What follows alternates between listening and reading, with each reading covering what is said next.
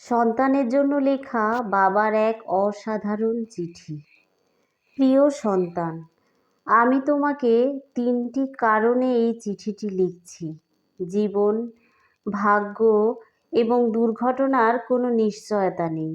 কেউ জানে না সে কতদিন বাঁচবে। যদি আমি তোমাকে এই কথা না বলি, অন্য কেউ বলবে না। যা লিখলাম তা আমার নিজের ব্যক্তিগত তিক্ত অভিজ্ঞতা। এটা হয়তো তোমাকে অনেক অপ্রয়োজনীয় কষ্ট পাওয়া থেকে রক্ষা করতে পারে। জীবনে চলার পথে এগুলো মনে রাখার চেষ্টা করো। যারা তোমার প্রতি সদয় ছিল না, তাদের উপর অসন্তোষ পুষে রেখো না। কারণ তোমার মা এবং আমি ছাড়া তোমার প্রতি সুবিচার করা কারো দায়িত্বের মধ্যে পড়ে না। আর যারা তোমার সাথে ভালো ব্যবহার করেছে, তোমার উচিত সেটার সঠিক মূল্যায়ন করা এবং কৃতজ্ঞ থাকা। তবে তোমার সতর্ক থাকতে হবে এজন্য যে প্রতিটি মানুষেরই প্রতি পদক্ষেপের নিজ নিজ উদ্দেশ্য থাকতে পারে। একজন মানুষ আজ তোমার সাথে ভালো, তার মানে এই নয় যে সে সব সময়ই ভালো থাকবে। কাজেই খুব দ্রুত কাউকে প্রকৃত বন্ধু ভেবো না। জীবনে কিছুই কিংবা কেউই অপরিহার্য নয়, যা তোমার পেতেই হবে।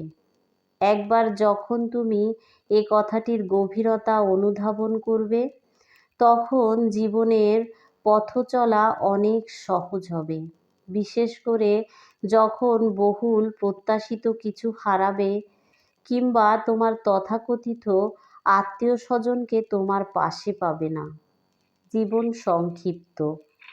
আজ তুমি জীবনকে অবহেলা করলে কাল জীবন তোমাকে ছেড়ে চলে যাবে। কাজেই জীবনকে তুমি যত তাড়াতাড়ি মূল্যায়ন করতে শিখবে, ততই বেশি উপভোগ করতে পারবে।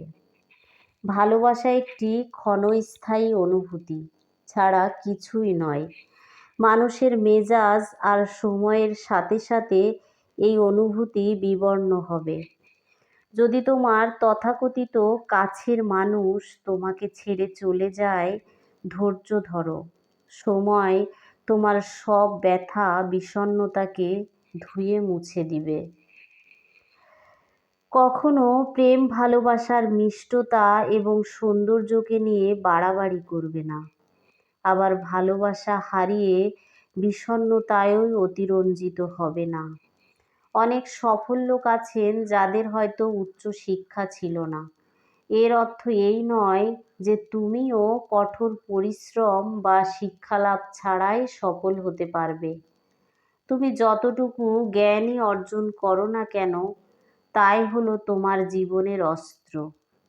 কেউ ছেঁড়া কাঁথা থেকে লাখ টাকার অধিকারী হতেই পারে, তবে এজন্য তাকে অবশ্যই পরিশ্রম করতে হবে। আমি আশা করি না যে আমার বার্ধক্যে তুমি আমাকে আর্থিক সহায়তা দিবে। আবার আমিও তোমার সারা জীবন ধরে তোমাকে অর্থ সহায়তা দিয়ে যাব না। যখনই তুমি প্রাপ্তবয়স্ক হবে, তখনই আমার অর্থ সহায়তা দেবার দিন শেষ। তারপর তোমাকেই সিদ্ধান্ত নিতে হবে, তুমি কি পাবলিক পরিবহনে যাতায়াত করবে, নাকি নিজস্ব লিমুজিন হাঁকাবে, গরিব থাকবে নাকি ধনী হবে। তুমি তোমার কথার মর্যাদা রাখবে, কিন্তু অন্যদের কাছে তা আশা করো না। মানুষের সাথে ভালো আচরণ করবে, তবে অন্যরাও তোমার সাথে ভালো আচরণ করবে তা প্রত্যাশা করবে না। যদি তুমি এটা না বুঝতে পারো, তবে শুধু অপ্রয়োজনীয় যন্ত্রণাই পাবে। আমি অনেক বছর ধরে লটারি কিনেছি, কিন্তু কখনো কোনো পুরস্কার পাইনি। তার মানে হলো এই যে, যদি তুমি সমৃদ্ধি চাও, তবে কঠোর পরিশ্রম করতে হবে। বিনামূল্যে কোথাও কিছু জুটবে না। তোমার সাথে আমি কতটা সময় থাকবো সেটা কোনো ব্যাপার না। বরং চলো আমরা আমাদের একসাথে কাটানো মুহূর্তগুলো উপভোগ করি, মূল্যায়ন করি ভালোবাসার সাথে। ধন্যবাদ সবাইকে।